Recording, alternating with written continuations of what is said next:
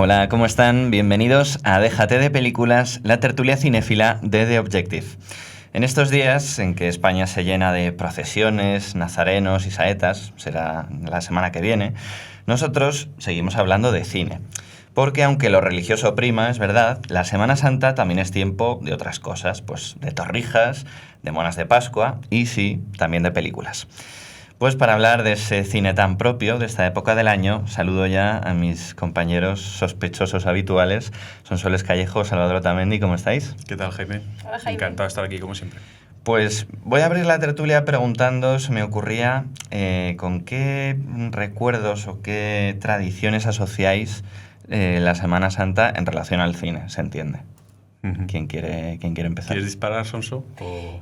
La asocio mucho quizás, al final es un tiempo que normalmente uno pasa en casa, en familia, entonces bueno, nosotros aquí los tres tenemos eso en común, que somos familias cinéfilas. Sí. Entonces es cierto que era una ocasión muy buena, igual que lo puede ser la Navidad, para ver películas, y sí había un cierto toque, un tono religioso detrás. Sí. Y luego, dejadme también que diga esto, era el momento en el que en la televisión siempre ponían algunas películas clásicas, Sí. y era como, bueno, venga, otra más. Yo creo que estos clásicos de la televisión irán saliendo porque es que son imperativos. Sí, ¿Tú, Salva? la Semana Santa ocurre como con Navidad, ¿no? Que hay como una serie de películas fijas, ¿no? Que ya las parrillas de televisión tienen planificadas desde hace ya semanas y meses.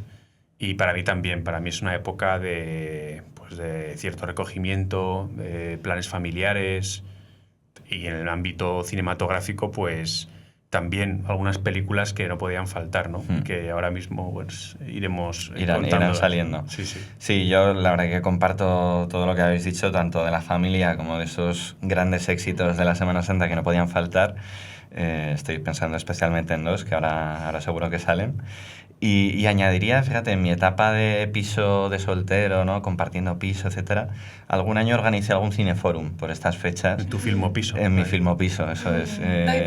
Recuerdo haber ido alguna vez. ¿Tú has estado alguna vez? Yo también. Mira, Sí. ya no me acuerdo si habéis coincidido o si habéis venido en años distintos. Pues sí, probablemente sí. Yo creo que sí. Sí. Es más, una vez me liaste, Jaime, y pediste que lo hiciéramos en mi piso. Es verdad. Fíjate, no me acordaba de eso. O sea, que te organicé el plan, vamos.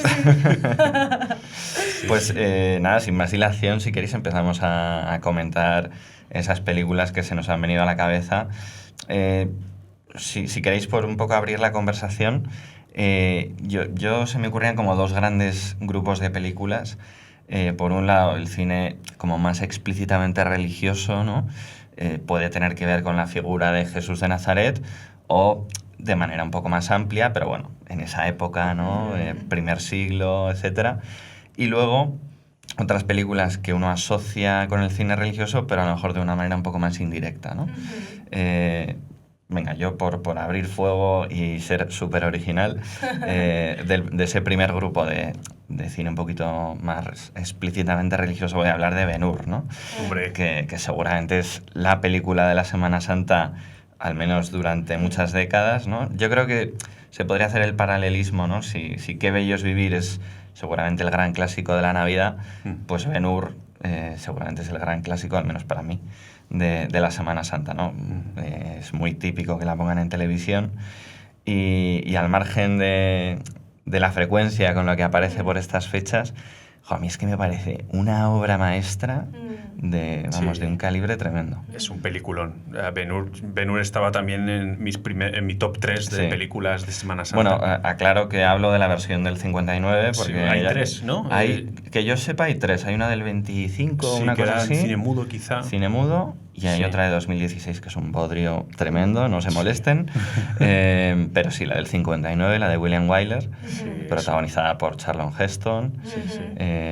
Y 11 Oscars, nada más y nada menos. 11 Oscars, un récord que permanece imbatido. Ha habido dos películas que lo han igualado, Titanic y El Retorno del Rey.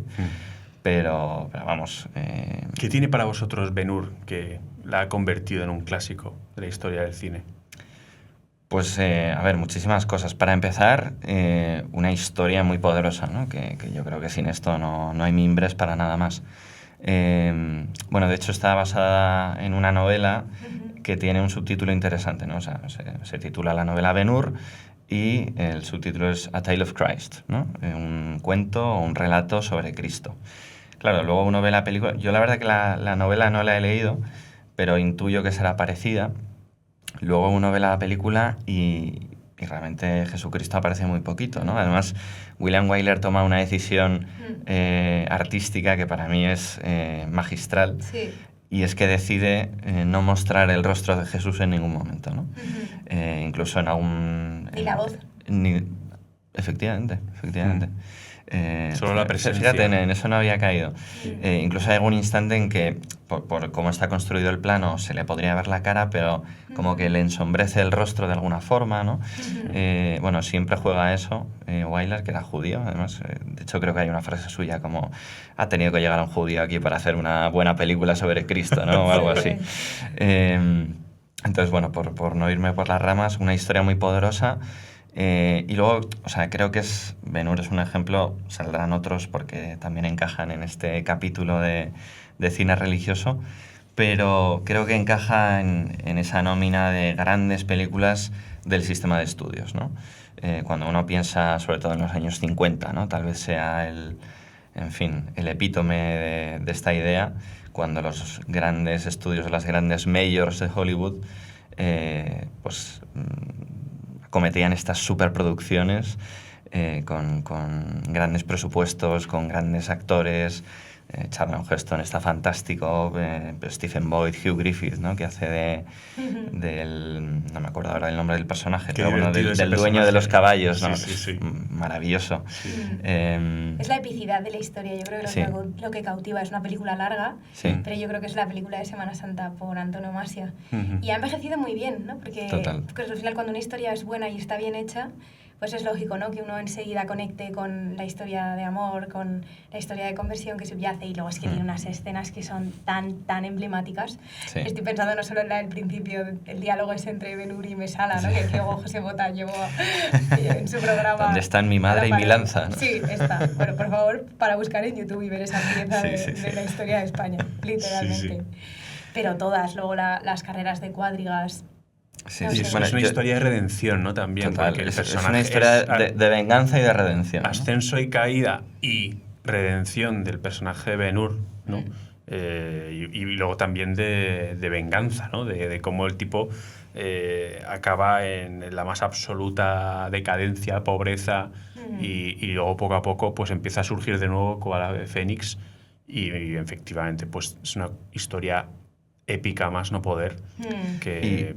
imbatible, vamos. Yo creo que es de las grandes películas, ¿no? de esta época del año. Y por rescatar un poco lo que decía al principio del subtítulo de la novela, ¿no? Un relato sobre Cristo, en una película que dura como 3 horas y media aproximadamente, yo no sé si el Jesús puede aparecer que 3 minutos, pero me parece absolutamente, o sea, que está en el corazón de la historia, porque al final creo que es el motivo de esa redención del protagonista, ¿no? O sea, es lo que le cambia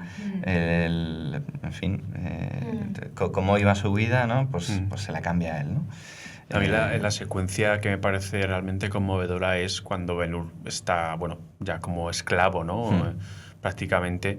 Y sí, que lo están llevando a galeras, ¿no? Eso es. Y bueno, y pasan justo por Nazaret y ahí está Jesús como carpintero, ¿no? Era el hijo del carpintero. Sí, él le da agua. Y les va dando agua a todos, y él se acerca a él para darle agua. El centurión pues la está quitando constantemente, pero cuando se la da a Jesús, el centurión se queda como petrificado, retrocede, ¿no? Sí, es como...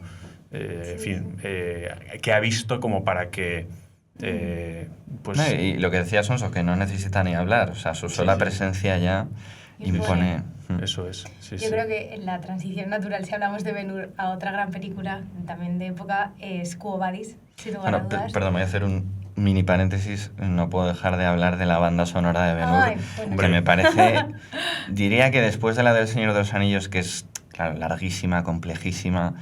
Joder, la de Ben-Hur es que también tiene un montón de motivos. O sea, creo que todos recordamos, por supuesto, la música en la carrera de cuadrigas, ¿no? Las melodías de Roma, pero luego la historia de amor, la que suena en una de las primeras escenas, si no la primera, en Belén, ¿no? Que solo suena una vez, pero se queda contigo, ¿no? Y perdón, Sonso, ya pasamos a Quo Vadis, que efectivamente es otro de esos grandes peplums.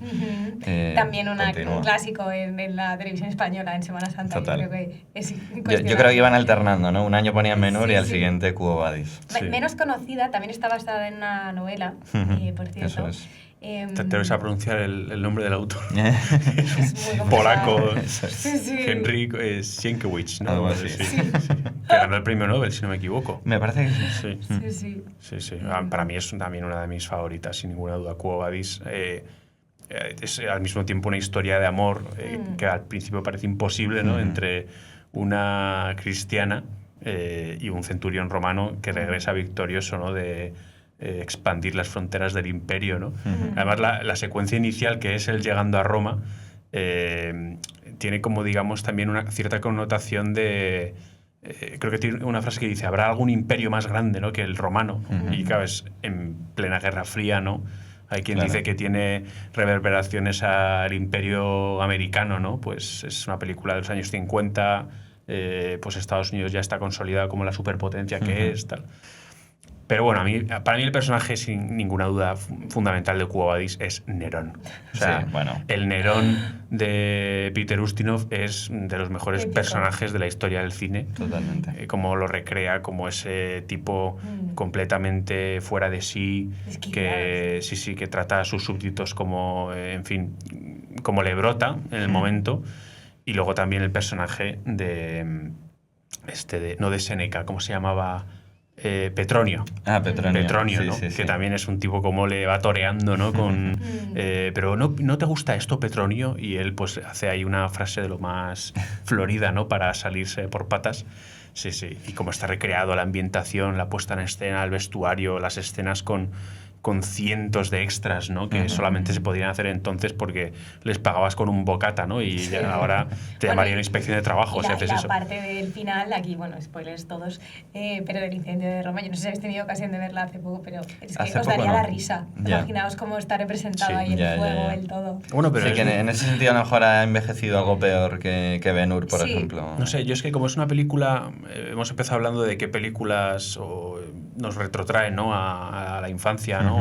A mí esta es una de ellas, ¿no? Y totalmente. Es como cuando gente que ve hoy Star Wars, pero es la primera vez que la ve con 30, 40, 50 años y no le sorprende los efectos especiales de esa película en los 70, pues a mí me siguen maravillando. O sea, porque me es inexplicable o me parece alucinante que con los medios que tenía en aquella época te representasen tan bien, pues en este caso el espacio exterior, pero volviendo a Quo Vadis, pues la antigua Roma, ¿no?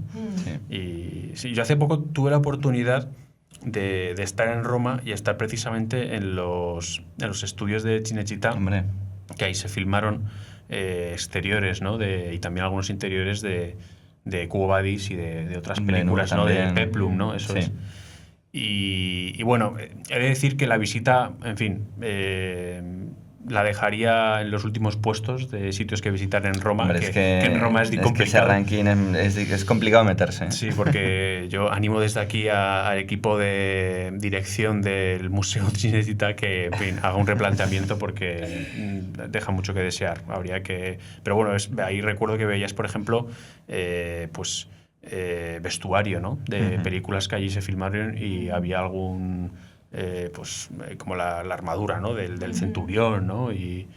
y demás. Sí, para Quo Vadis, para mí, sí, es un must. Si me permites un breve comentario de historiador, es muy interesante lo que decías de Peter Ustinov, porque yo creo que su actuación, digamos, ha configurado la imagen que tenemos todos de quién fue Nerón, ¿no? Porque luego tú hablas con historiadores o lees, ¿no? Historiadores de estos académicos y tal, y bueno, está claro que no era ningún santito ni estaba excesivamente cuerdo, pero bueno, que a lo mejor la imagen que tenemos de él está un tanto distorsionada, y yo creo que se lo debemos a Peter Ustinov, que hace un papel genial. Sí, que esto es todo lo que tiene el cine, ¿no? Que al final es un poco de brocha gorda, ¿no? ¿Cómo vas a pensar en Jesús sin ver la cara de Jim Caviezel? Y luego, después de Nerón era Calígula, ¿no? El siguiente, que en fin, también se las trae. Pues ya no me acuerdo si hay alguno en medio, pero sí es la dinastía Julia-Claudia. Que nombre senador a un caballo, ¿no? A su caballo. En fin, si os parece, podemos seguir adelante con alguna otra de este estilo. La túnica sagrada. La túnica sagrada. Es otra... Sí. Hay una que no he visto aún, pero querría verla. Sansón y Dalila, que también es de esa época. Hay otra que es Barrabás. Barrabás tampoco la he visto. Queen. Bueno, Los 10 mandamientos. Es que a esa quería yo llegar. Otra película que hay que pedirse un día de... Volviendo con nuestro amigo Chato. Eso es. Para verla. Totalmente. Sí. No, pues, o sea, Los 10 mandamientos, claro, ya es verdad que nos salimos de lo que son los acontecimientos en torno a la vida de Cristo, pero bueno, seguimos insertados en el cine religioso, en este caso el Antiguo Testamento. Tiene que ver con el Éxodo, que es lo Tiene que ver con el Éxodo, que judíos, es verdad que está muy conectado con lo que los cristianos celebramos en Semana Santa, ¿no? De hecho, en la liturgia del Jueves Santo se recuerda el Éxodo, ¿no? Y cómo los israelitas pintaron con sangre, ¿no? las jambas y el dintel de las puertas, en fin. Sí, esto que acabas de describir, Jaime, sale en otra película que tampoco es stricto sensu, forma parte quizá del repertorio, ¿no? De películas para esta... Pero sí, indirectamente está relacionado. El Príncipe de Egipto, que también es una película yo la tenía apuntadísima. Que una banda sonora espectacular también. O sea, a mí la canción de... There Can Be Miracles If You Believe. Sí.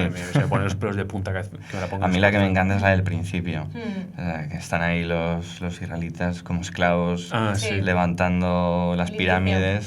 Sí. Pues vamos a diverger porque a mí me encanta la de las plagas, así cada bueno, es que bueno, las canciones son de Hans... No, la música es de Hans Zimmer y las canciones no recuerdo ahora de quién, pero bueno, la banda sonora en general es fantástica. Y al margen de la música, que a lo mejor es... digamos, con lo que la película te coge, a mí es que me parece una obra maestra de la animación y creo que muy infravalorada. Bueno, yo últimamente me voy topando con gente que la va poniendo en valor, como se dice ahora. Sí, yo creo que se la está recuperando. Debió de ser de las primeras de la hornada de películas de DreamWorks. De DreamWorks. ¿no? Porque es del 90 y 99, puede ser. Una cosa así. Está producida por Spielberg, o sea que eso ya te dice por bastante. Cierto, el que pone voz a Moisés es Val Kilmer, no sé si lo sabíais. ¿En serio? Un pequeño homenaje a... ¿Y el faraón puede ser Ralph Fiennes? ¿O me lo he inventado? Eso no lo sé. Bueno, no sé, le pega. Pero sí. Voldemort y el faraón. Y el faraón. Almas gemelas. Sí. Pues sí. Bueno, es de animación, no lo hemos dicho. Es de animación. Hemos dicho que era DreamWorks, pero bueno, se sobreentiende. Es de animación. Yo creo que a mí en mi primera comunión me regalaron el VHS. Atención, VHS. Somos mayores. Hay que explicárselo a nuestra audiencia más joven, ¿no? Video Home System de esta película, de Príncipe de Egipto. Sí. Para todos los públicos, vamos. Y por no pasar tan de puntillas por Los 10 mandamientos, bueno, que es otra de estas películas bigger than life, ¿no? Como dicen los americanos, estas películas colosales. Otra vez, fantástico Charlton Heston. A mí me gusta mucho también el papel de Anne Baxter, que es, bueno, hace de la... no sé si es la faraona exactamente, bueno, en algún momento se convierte en faraona, que es, bueno, que tiene un interés romántico, esto es un poco anglicismo lo que acabo de decir, romantic interest, bueno, que tiene ahí, que Moisés le hace tilín, pero Moisés no se deja, ¿no? Y entonces la toma con el bueno de Moisés. Pero bueno, gran película. Sin duda. Volviendo a lo que decíais antes de los efectos especiales, es verdad que uno ve la manera en que se abre el Mar Rojo y, hombre, pues nada tiene que ver con los estándares a los que estamos acostumbrados hoy. Claro, estamos hablando de los años 50, 1956 o por ahí. Sí, no es el año muy exacto, oscarizada. prácticamente. Los también fue muy oscarizada. Sí. Y la década del peplum, ¿no? Los 50, total. 60, es, en fin, una época maravillosa, ¿no? De esta clase. Sí, porque también está ahí, que no la metería en esta nómina, pero Espartaco, bueno, ya hay muchas, ¿no? Pero sí. Bueno, realmente hemos dado un buen salto temporal con El Príncipe de Egipto, pero bueno, venga, voy a dar yo otro, pero esta vez hacia atrás, con respecto a Ben-Hur, que es por donde hemos empezado, para hablar de una de esas películas tal vez no tan canónicas, ¿no? Cuando uno piensa en cine de Semana Santa, pero que es La Pasión de Juana de Arco, de Dreyer. Aquí me ha sorprendido. Sí, del año 22, me parece, o 28. Sí, por ahí. Bueno, de los años 20, que me perdonen la la falta de precisión. Pero bueno, una obra maestra es otro tipo de cine, sin duda, porque creo que hasta ahora todas las que hemos comentado pues son más bien para el gran público. Es verdad que La Pasión de Juana de Arco, bueno, pues es una película de cinéfilo, como digo yo, ¿no? Una película pues para ver con calma, que nadie espere, no sé, un ritmo trepidante, mucho plano cerrado, ¿no? Bueno, es muda, que no lo he dicho, pero bueno, para aquellos que nos estén escuchando o viendo y que tengan ese gusanillo de meterse en el gran cine, y en el cine más artístico, podríamos decir, partiendo de que pues todo el cine tiene algo de arte, vamos, es una película imprescindible. Sí, no, a mí me impresionó mucho. Es una película, efectivamente, que muchos primeros planos, incluso planos oblicuos, ¿no? Que está la cámara girada para darte sensación, pues del tormento, ¿no? Y del sufrimiento que estaría pasando Juana de Arco. Y luego también escenarios, ¿cómo describirlos? Simples, ¿no? Sí, como minimalistas, diríamos sí, hoy. Eso ¿no? es. No, sí. Gracias, Jaime. No me salía la palabra minimalistas, ¿no? Que no hay mucho color. No hay... Las sombras juegan un papel fundamental, la luz, ¿no? Sí, muy expresionista. Sí, eso es. Bebe mucho, ¿no? De esa corriente, ¿no? De esa época que estaba pasando por Alemania, ¿no? Y países del norte. Dreyer también tiene otra que yo había apuntado aquí, que no es propia de Semana Santa como esta, pero que también trata temas cuaresmales y de Semana Santa, ¿no? Pues, y es Dies Irae, o Dies Ire, ¿no? Según la pronunciación que uno quiera no he tenido el gusto de verla. Sí, y es de los años 40, se rodó durante la ocupación nazi de Dinamarca, y Dreyer quiso, digamos, darle cierto sello de denuncia, ¿no? Y de persecución. La película trata de una caza de brujas en el siglo XVII, en una población de Dinamarca, y bueno, pues habla del pecado, la visión del pecado desde el punto de vista del protestantismo, también de una sociedad en la que el perdón no existe, ¿no? O en la que a la mínima falta u omisión, pues uno es condenado a la hoguera, ¿no? Y que no hay ni siquiera práctica de la prueba, todo se basa en testimonios. Y en ese sentido es una película que quizás es más fácil de ver que La Pasión de Juana de Arco, porque es hablada, no es muda, sí que es en blanco y negro, pero es un blanco y negro, en fin, de una fotografía bellísima, ¿no? Y la recomiendo muy especialmente. Bueno, esta época quizá puede ser muy propicia, ¿no? Para verla. Y además de esta película de Dies Irae, hay otra de Dreyer, y ya cerramos, digamos, esta trilogía, que me gustaría que alguna plataforma, pienso en Filmin, por ejemplo, porque encaja mucho con su espíritu, ¿no? Y con su carácter. Con su catálogo. Y con su catálogo, eso es, que es Ordet la Palabra, que es la historia de un hombre que dice ser Jesucristo, ¿no? Y bueno, pues no la he visto, entonces no puedo hablar tanto de ella, ¿no? Pero fue una película que de hecho tiene un logro de lo más curioso. Si no me equivoco, fue la película más vista en los 10 años que duró Qué grande es el cine. Joder. O sea, la película más con mayores espectadores, ¿no? Fue una película que uno puede ver ahora la sinopsis y decir, o sea, y alucinar en colores, porque no es un blockbuster, no es una superproducción de Hollywood, sino que es una película danesa de los años 50, ¿no? Entonces, bueno, es llamativo, ¿no? Ese dato. Bueno, un saludo al maestro Garci, de paso. Y bueno, no sé si tú, Sonso, si querías introducir alguna película que hemos... Seguimos con los clásicos. Así, venga, sí, que no tenga que ver, ¿no? Con... vamos con un hombre para la eternidad. Hombre, se la que tengo además esta me pilla por alusiones, claro. Es bueno, claro. Jurista. Los abogados. Tomás Moro, claro. Tenéis un ejemplo que os salva al gremio. Que nos salva, sí.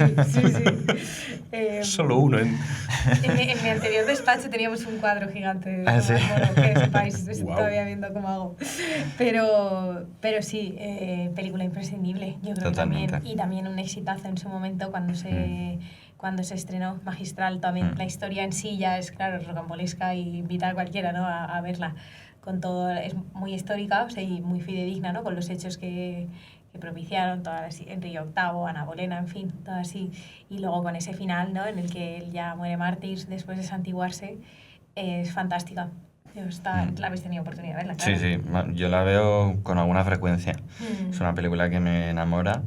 ¿Y qué frases tiene esta película? ¿Qué frases? No, el guión... Bueno, creo que está basada en una obra de teatro, me parece. Sí, está basada. Y, ¿Puedes decir alguna, Jaime? ¿Alguna frase?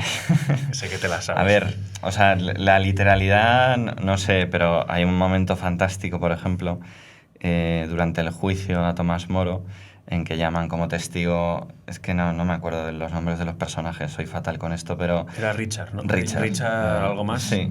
Bueno, que había intentado aproximarse a él, principio de buenas, ¿no? Oiga, dame un cargo, que soy un chico muy majo y tal, y le acaba... Esto sigue sucediendo hoy en día. Sí.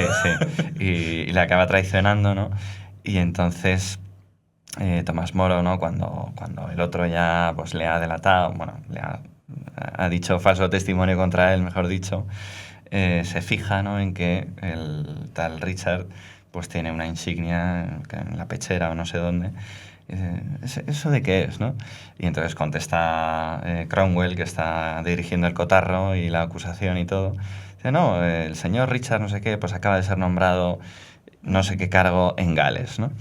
Y entonces Paul Scofield, Tomás Moro, con esa ironía, con esa flema británica y ese buen humor católico, añadiría, le dice algo así como, Richard, no merece la pena... ¿Cómo es? Creo que es... Ayudadme. No merece la pena, o sea, perder el alma por el mundo. Perder el alma por el mundo, pero hombre, por Gales, ¿no? Diciendo, por Gales mucho menos, ¿no? Tu precio ya se ve que no es demasiado por un alto. carguito así. A mí me gusta la frase de... Y luego la del diablo y la ley. Sí, esa secuencia es brutal. Sería incapaz de repetirla, pero... Sí. Pero sí que hace un argumento como defendiendo la primacía de la ley, a pesar de que pueda en ocasiones presentarse como una ley injusta, ¿no? Sí. Porque dice, oye, es que si no tuviéramos la ley, cuidado, ¿no? Sí. A mí me gusta cuando le está pidiendo Richard este cargo y Tomás Moro le anima a ser profesor. Be a teacher. Sí. ¿no? Y entonces el otro le responde, un profesor, y ¿quién sabría, quién me reconocería que soy profesor? Me dice, Dios, tus alumnos, tu familia. No es mal público ese. Sí. Sí. Bueno, y ya la última, antes de morir, muero siendo un buen servidor del rey, pero primero de Dios. Sí, eso, a mí es un referente. Sí. Y como padre, como profesional, como hombre de Estado. Es más, yo he escuchado también incluso de juristas no creyentes hablar de él como una figura a admirar.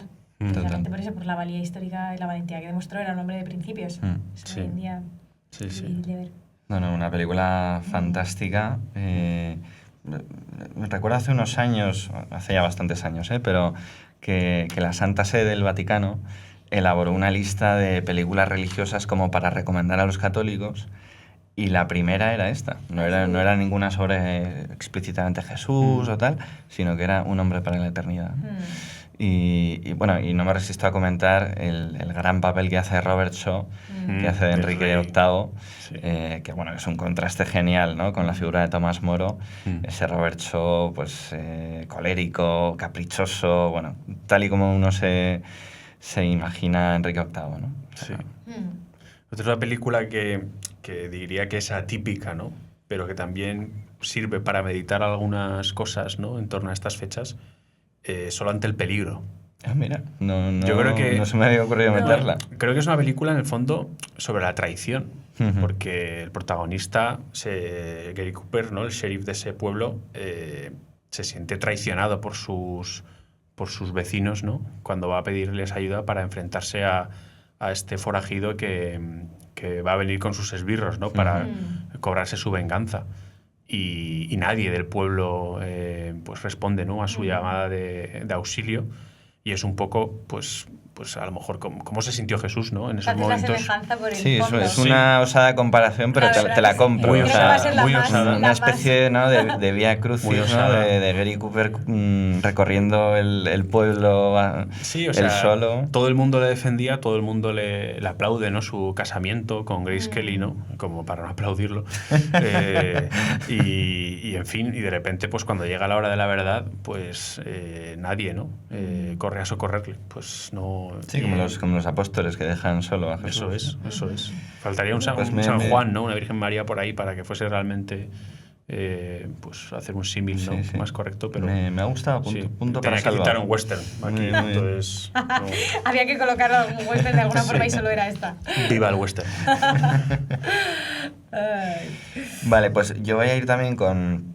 En fin, no me voy a ir tanto, pero con otra película no explícitamente religiosa, no explícitamente de cine religioso, ¿vale? Que puede ser Las sandalias del pescador, ¿no? No sé si la habéis visto, es una película, bueno, la protagoniza Anthony Quinn, que hace de un papa, bueno, primero un cardenal ruso, ¿no? Que lo sacan de la cárcel y tal, o del gulag, mejor dicho, y el tío acaba de papa, ¿no? Y realmente la película no diría que vaya tanto sobre temas religiosos, aunque siempre están ahí de trasfondo. Pero bueno, es la época de la Guerra Fría, ¿no? Y se plantea un escenario donde un papa ruso, a ver por dónde sale, ¿no? Ahora tenemos un papa norteamericano. Eso es, estamos en el otro lado. Ya es tendencia española. Sí. Sí. Y aquí le esperamos en España, además, que parece confirmado que viene. Pero bueno, el caso es que quería citarla porque, aparte que es una buena película, hay una escena donde él como papa, ya lo han elegido, se escapa del Vaticano y entonces se va a visitar bueno, en compañía de un médico que anda por ahí y tal, pues a visitar me parece que es a un enfermo, a una persona que se está muriendo, no recuerdo los detalles, pero eso es una escena deliciosa, ¿no? Y bueno, y al final ya cuando bajan a la calle otra vez, pues ya le están esperando, ¿no? La policía han armado una tremenda buscando al Papa. Pero bueno, es una película... El Papa Francisco hizo algo parecido. Se fue alguna vez a pasear por Roma. Sí, yo creo que poco después de ser elegido... El Papa se va de marcha. Como que se escapó ahí de los muros del Vaticano. Lo tenía más complicado, ahora es que hay TikTok, móviles... Total. Eso no está fácil. Sí, antes era más fácil pasar desapercibido. El Papa siempre es un blanco fácil. Total. Te vamos a echar, acabas de perder. Me queda una más. Tarjeta amarilla. Yo me voy a sumar. Esto ha sido muy conservador porque estamos hablando de un papa. Bueno, sí, es verdad. Vete pensando en una que también esté metida. Yo tengo una. La mía va a ser también... me alejo, pero no tanto. Polémica. No, polémica tampoco. Es un director que me encanta. Señales. Señales. No la he visto. No la he visto. ¿De verdad? De Shyamalan. Es otro de esos apellidos de pronunciar. Vale, pues por ponerte muy rápido en contexto, básicamente aquí, que por cierto el director también aparece en la película, pero cuenta la historia de esto aparece bastante desde el principio dibujado ya, un padre de familia sacerdote anglicano que ha perdido a su esposa en un accidente hace unos meses, motivo por el cual pierde la fe y cuelga el hábito, vamos, como quien dice. Entonces, la película está planteada como una película de terror, aunque es bastante suave, porque viene una invasión extraterrestre y demás. Entonces, un poco estilo Shyamalan, que siempre mete ese toque así como... misterioso. Sí, como un poco siniestro, si quieres. Pero entronca de fondo, y yo es que la vi recientemente y me sorprendió porque no la recordaba así, entronca con la cuestión de... ¿Todo esto lo que nos pasa en la vida son casualidades o realmente existe una providencia? Es lo que subyace durante toda la película. Y claro, al final, el protagonista, es una escena pues, muy sobrecogedora porque tiene la vida de su hijo en peligro y se ve como reza, pues ya de pura desesperación le dice a Dios de no me hagas esto, no me vuelvas a hacer esto, te odio. Y entonces... finalmente, por acontecimientos previos, el niño se acaba salvando. Y se ve como este padre recupera la fe a raíz de todo lo que ha pasado, a través de todos estos como casualidades y demás. Me parece muy buena. Me parece además una pregunta muy apropiada para el día de hoy, porque creo que efectivamente es fácil hacerse la pregunta de hasta qué punto todo ocurre de manera como, digamos, circunstancial, aleatoria. Bueno, sin duda, el tema de la fe, el tema de lo metafísico, lo religioso, es un tema que está muy al orden del día. De hecho, ha ganado el Goya a Mejor Película los domingos. Yo la quería comentar. Que trata... Sí, trata de esto, ¿no? De alguna manera, y otros asuntos también. Además, no la pudimos comentar bien la última vez. Es verdad. No. Pero, vamos, yo me alegré mucho también porque me parece una película estupenda. Pero sí, lo religioso yo creo que es intrínseco al ser humano. Somos seres de alguna manera que aspiramos a lo sobrenatural, ¿no? A trascender, incluso a dejar un legado, ¿no? Esto ya los paganos lo tenían, ¿no? Los romanos, ¿no? Lo de la antigua Grecia, ¿no? Ser recordado, ¿no? En el tiempo. Luego es verdad que si uno indaga, por ejemplo, Shyamalan no es especialmente religioso, también las cosas como son, él sí se educa en un ambiente religioso y también, o sea, cristiano e hinduista, porque es indio. Pero digamos que luego él dice abiertamente que no se lleva especialmente bien con la religión. Por eso a mí lo que me gusta de esta película también es que no da tampoco una respuesta universal, ¿de acuerdo? O sea, creo que viene bien simplemente para uno plantearse ciertas cosas y que cada uno saque sus conclusiones o no. A lo mejor los domingos también va un poco por ahí, que yo creo que plantea más preguntas que respuestas, ¿no? Sí. Porque hay... Bueno, animal debate. Para el que le haya visto lo sabe muy bien. Hay dos personajes muy claramente contrapuestos, ¿no? Porque es la historia de una adolescente que se plantea la vocación a monja y hay un miembro de su familia que está muy abiertamente en contra, ¿no? O sea, que no le cabe en la cabeza aquello. Luego hay otro personaje de la familia que está un poco más entre dos aguas, ¿no? Como una falta, yo diría, de compromiso. A mí me cae peor el padre casi que la tía. Sí, como tibio, ¿no? Como... Sí, porque dices, oye, no, que haga lo que quiera, ya, pero bueno, tampoco se trata de que pases del asunto, ¿no? Sí. Bueno, en fin, esto daría para más. Que es una película así no guste necesariamente, pero precisamente porque ni ofende del todo, pero tampoco alaba del todo. Y creo que esa tibieza, pero yo en positivo no diría tibieza por ese sesgo, pero la tienen también los personajes. Porque, por ejemplo, si te fijas, el padre, pues sí, tiene esa parte, ¿no? De primera oposición, etc. Pero luego fíjate que es quien va y acompaña a su hija. Sí. La tía es la que choca frontalmente y se opone, ¿no? Como una de sus y al final sombras, tiene un gesto a la como vez se muy... reconcilia con su pareja. Entonces, creo que eso es lo que pretende enseñar la película. Incluso ella misma, la protagonista, que sí da ese paso de fe, pero también te enseña sus miserias a lo largo de la película. Entonces, creo que tiene una voluntad clara de mostrar las luces y las sombras de todos los personajes, porque todos las tenemos. Es un relato muy, muy matizado en ese sentido. Sí. O sea, sí, no sé si con lo que he dicho antes podía parecer que los personajes son arquetipos, no. Los personajes son complejos, son elaborados, y eso se agradece mucho en un guión. No, por algo ha ganado el mejor guión también. Total. Sí. O sea, está realmente bien construido. A mí solamente me faltaba, o sea, ya la película es excelente, pero ya si nos ponemos tiquismiquis, si se añadiese un tercer personaje, porque está, digamos, la figura de la tía, que es la oposición a esa, digamos, principio de vocación de Ainara, si no recuerdo mal. Su padre, que digamos está, pues eso, que sí, que no, o no sé, o lo que tú hagas para mí me hará feliz, ¿no? O lo que te haga feliz a mí. Y luego me falta un tercer personaje que quizás sería el que, de una manera no muy explícita, pero que apoya o comprende, digamos, esa vocación, ¿no? Sí, que sea un personaje religioso, ¿no? Porque está el sacerdote y la madre superiora. No sé si esa función... Pero en el ámbito familiar, ¿no? O sea, que en el ámbito de la familia alguien, que a lo mejor podría ser la madre, que no está presente. Mira, yo te iba a decir que esa función, de una manera breve, porque es breve, la puede cumplir a lo mejor el tío. O sea, la pareja de... que es argentino, me parece. Argentino, sí. Hay una escena en concreto donde él, un poco tratando de hablar con ella, de comprenderla, ¿no? Se pone un poco como a rezarle a Dios, al que él claramente no cree en absoluto, pero en el fondo está hablando con su sobrina, ¿no? Y conecta con ella. Y conecta, y es un personaje que claramente no tiene fe y que sin embargo muestra, creo, una apertura que puede ir un poco por lo que tú decías, ¿no? Es verdad que es prácticamente una sola escena, pero... Bueno, es interesante, sí. Para ver y comentar. Pues sí, una propuesta actual, ¿no? Por no irnos solo a los años 50. ¿Has pensado ya en tu peli así... A ver... distinta? O sea, por un lado es verdad que es una película ambientada en el siglo I, pero, espera, Sonso, dame un voto de confianza, porque voy a romper un poco la solemnidad y voy a comentar la vida de Brian. Vale. Me has quitado gente, tío. Bueno, tú me has quitado también alguna.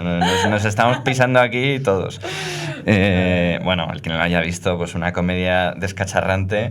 En fin, los católicos que nos estén viendo, yo creo que no es una película irreverente. Vamos, y a poco que uno tenga la piel un poquito, no digo dura, pero fin, que no la tenga demasiado fina. Bueno, es la historia de un tipo al que confunden con Jesús y quieren hacerle Mesías. Bueno, es desternillante para mí, ¿no? Los Monty Python. En su época fue muy polémica, pero sí, hasta el sí, punto sí. de que se quemaron cines que proyectaban esta película. Sí. En algunos países incluso se empezó a prohibir, o sea, se prohibió al principio y luego sí, ya... bueno, creo que es una reacción muy protestante, si se puede decir así. Pero yo desde abiertamente. siempre, en mi casa es una película realmente monumental y no sabemos secuencias enteras, diálogos completos, ¿no? O sea, no sé. Sí, no, por ejemplo, ha trascendido, yo creo, para la cultura general y la cultura política, esa escena donde están hablando del Frente de Liberación de Judea, ¿no? Todas las escisiones, ¿no? Para hablar de la desunión de la izquierda, que es una cosa, es un mal universal que sufre la izquierda, ¿no? Creo que no solo en España, sino en general. Y bueno, pues es una de esas escenas que ha permanecido, ¿no? Si sois del Frente Judaico Popular, no, somos del Frente Popular de Judea. Sí, se vaya o lo de, uno que está solo. O lo de Loreta, que se siente mujer, bueno, pero eso que eso es de rabiosa actualidad, ¿no? Eso es antológico, sí. Sí, bueno, la escena de cuando le reconocen ya como profeta, ¿no? Y le van persiguiendo, ¿no? Y en un momento dado... Creo que hay uno que dice limosna para un ex leproso. Y le dice, ¿cómo que es leproso? Claro, porque cuando eras leproso... ¿Te has curado? Diciendo, sí, ese Jesús de Nazaret me curó y ahora no tengo trabajo. Y estoy aquí pidiendo. Yo antes me dedicaba a pedir y la gente me daba porque, hombre, era leproso. Claro, pero la ahora... limosna, ¿no? Pero de precepto, pero vamos, esto ya... Y ese Jesús, ¿no? Bueno, cuando la escena de las bienaventuranzas, ¿no? Bienaventurados los gansos, ¿no? Sí, que también es interesante verla doblada y verla en versión original, porque obviamente algunas bromas cambian el sentido. ¿Crucifixión? Sí, vaya por ahí, a la izquierda. ¿Cuántas veces la has visto, Salva? Toda la Semana Santa yo creo que veo esta película. Sí, el lunes, martes santo, que todavía no hemos entrado de lleno, ¿no? En los días grandes. Y... Mira, podemos ir a eso. Luego, si queréis, seguimos con más películas. Pero ¿cuál es como vuestro ritual, ¿no? Dentro de la Semana Santa, los días, el jueves, el viernes, el sábado, el domingo? Si dices, no sé, yo es que siempre veo esta película en este día, ¿no? La vida de Brian para mí, como acabáis de comprobar, es un... Sí, siempre está. Y siempre intento ver alguna película que no he visto otros años y que más o menos tiene que ver con la Semana Santa, con el tema. Efectivamente, por ejemplo, el año pasado vi y me cautivó mucho el Evangelio según San Mateo, de Pierpaolo Pasolini. Y me gustó muchísimo. Es una película que el guión es... el Evangelio. O sea, no se sale del Evangelio. Punto. Eso es. Cita ni explícitamente... Ni apócrifos ni nada. Nada. Es el Evangelio de Mateo y las frases que enuncia Jesús, las que enuncian algunos apóstoles, fariseos, son las que aparecen en el Evangelio. Y la música de fondo es de Bach. La Pasión según San Mateo. Efectivamente. Y es bellísima. Está filmada gran parte de ella en una ciudad italiana que tengo muchas ganas de conocer, que está en la mitad sur de la península, y realmente pues recrea fenomenalmente pues esa época, ¿no? Y el Jesús, por cierto, que era español. Sí. Era español. Y es un Jesús, es verdad, que a algunas personas les puede parecer algo distante, casi diría como... demasiado mesiánico, ¿no? Como un dios alejado, ¿no? de su pueblo, ¿no? De hecho, aunque bueno, esto es entrañable, la única escena en la que, si no recuerdo mal, en la que Jesús sonríe es cuando está con los niños, ¿no? Y dice, dejad que los niños se acerquen a mí. En fin, a mí es una película que también no es para todos los públicos, por lo que has dicho antes, Jaime, que se le puede hacer pesada, ¿no? Y algo plumbeano para muchos públicos. Pero esa, por ejemplo, fue el año pasado mi estreno, ¿no? Digamos, sí. Pues tú, Sonso. No diría que tengo así un ritual o como tampoco una costumbre muy clara. No hay que forzar la respuesta. Igual es el buen momento de hablar de la Pasión. Sí, yo, mira, me respondo yo mismo. Yo sí que la Pasión de Cristo de Mel Gibson, la suelo ver siempre el Jueves Santo por la noche. porque la película empieza en el Huerto de los Olivos, que es lo que está sucediendo en ese momento, el Jueves Santo por la noche, ¿no? Entonces, como que me sirve para meterme, ¿no?, en esa escena, en ese momento, a imaginarme que en ese momento está Jesús, ¿no?, en Getsemaní, en su agonía, sudando sangre, etcétera, ¿no? ¿La ves en versión original o doblada? En este caso... Vale. Era una pregunta trampa. Una pregunta capciosa.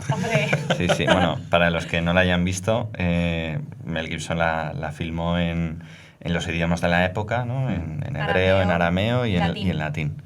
Y simplemente hay subtítulos. De hecho, leí en alguna ocasión que quiso estrenarla sin subtítulos.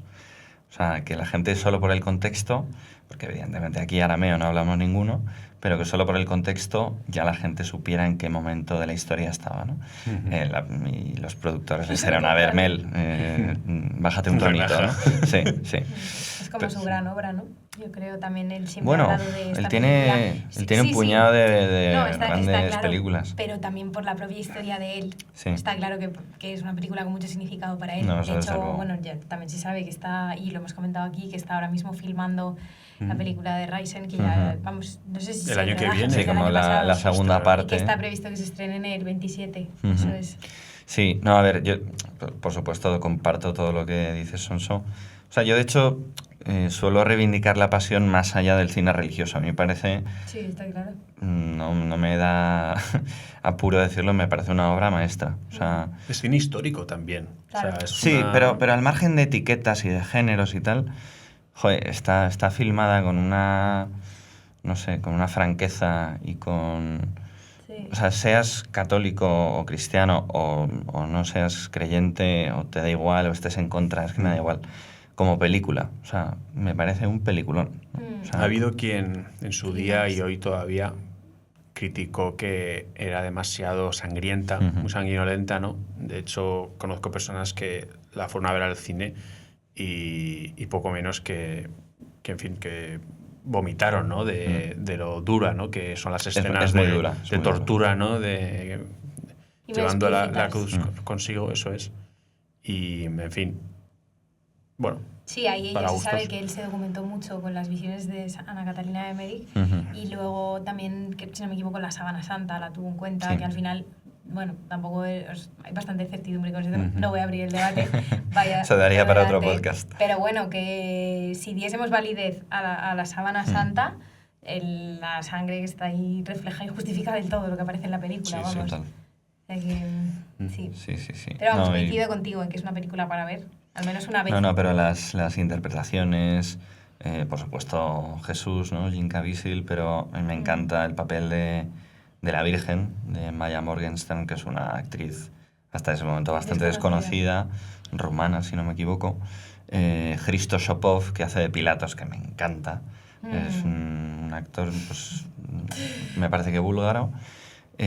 Bueno, típicos actores europeos muy reputados, que no son conocidos, pero que hacen unos papelones, ¿no? Podemos comentar la famosa y luego, frase, Abenatero, idiota. Abenatero, idiota. Es lo único que se entiende en la película. Bueno, está Mónica Bellucci, que está muy bien, ¿no? Como María Magdalena. Luego la música es una maravilla. Y luego, por ejemplo, estoy pensando se podrían comentar mil detalles, ¿no? Pero a mí una secuencia o un plano que me cautiva especialmente es el del descendimiento de la cruz, que en ese momento Mel Gibson nos dibuja una pieta sangrante, en este caso, no como la de Miguel Ángel, es una pieta limpia y pulcra, sino que esta es una pieta, ¿no?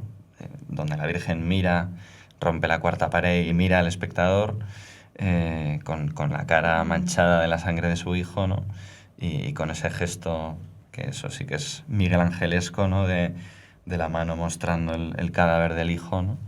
Y que eso es universal, ¿no? O sea, crea uno o no, pues es el dolor de una madre, ¿no? Entonces, bueno. No, y la secuencia que me gusta mucho es cuando la Virgen María tiene ese recuerdo, ¿no? Del niño Jesús cuando es pequeño, se tropieza y se cae, y ella va corriendo a ayudarle y al mismo tiempo pues ella va a ayudar a su hijo, ¿no? Cuando está pues abrazado a la cruz, ¿no? Yendo hacia el Calvario, y le dice la frase aquella pues preciosa y teológicamente profundísima, ¿no? De ves, mamá, yo hago nuevas todas las cosas. Sí. O sea, es una frase del Apocalipsis. Sí.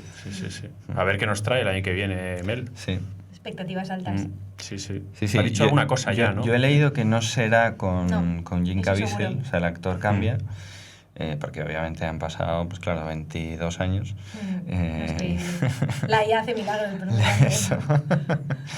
Y bueno, y por lo visto, lo que va a contar la película es no solo la resurrección como tal, sino lo que creemos los cristianos, que es el descenso a los infiernos, ¿no? O sea, que Jesucristo cuando muere, pues se dice en el credo que Jesús baja a los infiernos, ¿no? Que es un poco pues a esas almas que no estaban en el cielo porque el cielo estaba, entre comillas, cerrado hasta que llegase la redención de Jesucristo en la cruz, pues como que coge a todas esas almas y se las lleva al cielo, ¿no? Él dijo en una entrevista que claro, en 3 días pueden ocurrir muchas cosas. Claro. Y dejó así, ¿no? Puntos suspensivos, Sí. ¿no? Pues... Bueno, y yo me imagino también que aparecen muchas cosas de lo que pasa en esta tierra, ¿no? Pues de los apóstoles que se reúnen, oye, han matado al Señor, María Magdalena, la Virgen, en fin, ¿no? Claro. Seguro que hay mucha chicha. Es complicada la apuesta, ¿eh? Sí, si uno lo piensa, porque, entendedme lo que voy a decir, pero en La Pasión apenas hay diálogos. Los hay, sobre todo en Sí, pero es una película Vía Crucis contemplativa. Pero no y está todo muy escrito por los evangelistas y por los apócrifos, en fin. Pero claro, aquí hay mucho menos. Es un poco salto al vacío. Entonces, ¿no? Conseguir... No sé, bueno, habrá que ver y dejarse sorprender, pero... Bueno, no sé si tenéis algo más sobre La Pasión. Bueno, podríamos estar aquí un buen rato, pero... Sí. Yo he visto La Pasión contigo, Jaime, y tú eres un gran comentarista de La Pasión. Sí. No sé yo. la película es muy buena, entonces se comenta sola. Sí. O sea que... No, yo de verdad animo a quien no la haya visto, que a lo mejor puede tener el prejuicio... Pues esto es una película para abuelas pías o es una película muy sangrienta, que eso es verdad, pero que le dé una oportunidad. ¿A partir de qué edad crees que se puede poner a un niño adolescente? Hombre, cada chaval es un mundo y hay que ver la madurez de cada uno, ¿no? Pero 14, 15, sí. Bueno, Salva, y aprovecho lo que has dicho de Malik, porque mi recomendación es una película suya, A Hidden Life, Vida Oculta, que no sé si es la última suya o hace 2, bueno, una de las más recientes, que cuenta la historia de Frank Jagerstatter, creo que se llama el hombre, que es un padre de familia austriaco, ¿no? En los años 40 o 30, más bien. Y que si antes hablábamos de Tomás Moro, ¿no? De ese hombre para la eternidad que sigue hasta el final con sus principios, pues esto es igual, ¿no? Porque a este hombre le quieren obligar a hacer el juramento de fidelidad a Hitler, ¿no? Y a enrolarse en el ejército alemán, y él se mantiene firme, ¿no? Bueno, él y su mujer, muy importante. Y una película bellísima, una maravilla. Muy a recomendar. Yo añadiría quizá que Malik, sin ser un director fácil, diría, sí, es verdad. Porque tiene películas que tienen desde luego una estética muy propia. Esta sí creo que es más amable al espectador, y creo que tiene como un dinamismo un pelín mayor para lo que es. Siendo una película lenta, pero es verdad que tiene otras más duras. Es muy estética, ¿no? Tiene unas imágenes preciosas de los Alpes, ¿no? Y de los campos austriacos y la vida ordinaria, ¿no? De los campesinos, ¿no? De esta zona. Entonces, digo yo entonces la mía, ¿no? Sí. La mía es, un clásico patrio, Marcelino Pan y Vino. Hombre, que... La novelita también la recomiendo muchísimo, que habla de la historia de un niño huérfano que unos franciscanos se encuentran en la puerta de su convento una mañana y le crían, ¿no? Ellos mismos, le llaman Marcelino. No sé si porque es el santo de ese día, no recuerdo bien, pero no me extrañaría porque era algo muy habitual, ¿no? Esta costumbre de... Sí. Y la acción pues transcurre en la vida diaria, ¿no? de este niño, como pues las aventuras en las que se embarca, como es pues un poco travieso, ¿no? Como casi todos los niños de su edad, Y estas travesuras o esta inquietud le lleva a ir a un sitio que tenía prohibido ir, ¿no? Que decía Marcelino, nunca subas al desván, ¿no? Y ahí hay un crucificado con el que establece pues una amistad, ¿no? Y unas conversaciones de lo más profundas que son pura oración de un niño, ¿no? Y de hecho ahí uno entiende pues la frase aquella de Jesús de que hasta que no seamos como niños no entraremos en el reino de los cielos, ¿no? Y para mí una de las secuencias más bonitas es pues cuando Marcelino se interesa por su madre, porque Jesús le dice que su madre está con la suya en el cielo, y describiendo pues cómo son las madres, en un momento dado Marcelino le pregunta si las madres son feas. Y Jesús dice, no, las madres nunca son feas, ¿no? Porque las madres, pues, con esa... Sí, son feas después de tantos años de cuidados, claro, que salen puede arrugas. Que tengan arrugas, pueden que se hagan el paso de la edad, pues haga mella, pero son, pues, preciosas, bellísimas, porque se desviven, ¿no? Por los suyos. Y hasta ahí mi recomendación. Creo que en esta época es muy apropiada para todos los públicos. Un poco de ternura nunca viene mal. Sí. Ternura española. Pues nada, muchísimas gracias, chicos, Salvador Otamendi y Sonsoles Callejo, por este rato de tertulia delicioso. Y ya que hablamos de delicioso, que comáis muchas torrijas esta Semana Santa. Gracias, Jaime. Y nada, pues se despide de ustedes Jaime Cervera. Que sigan viviendo muchas vidas de repuesto, como decía Garci. Es decir, que sigan viendo muchas películas. Y nada, nos vemos el mes que viene. Adiós.